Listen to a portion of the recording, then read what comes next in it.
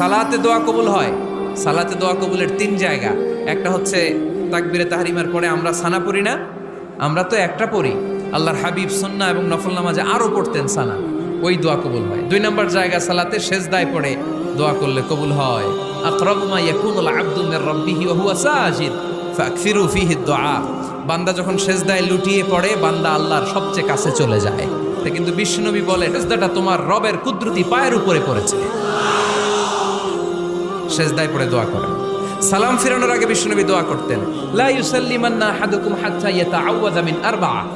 আল্লাহর হাবিব বললেন, 4 জিনিস থেকে পানাহ না আছে আমার কোন উম্মত যেন সালাম না ফিরায়। তারা যেন পড়ে, আল্লাহুম্মা ইন্নী আউযু বিকা মিন আযাবিল কবর, আউযু বিকা মিন আযাবি জাহান্নাম, আউযু বিকা মিন ফিতনাতিল মাহইয়া ওয়াল মামাত, আউযু বিকা মিন ফিতনাতিল মাসিহিদ দাজ্জাল।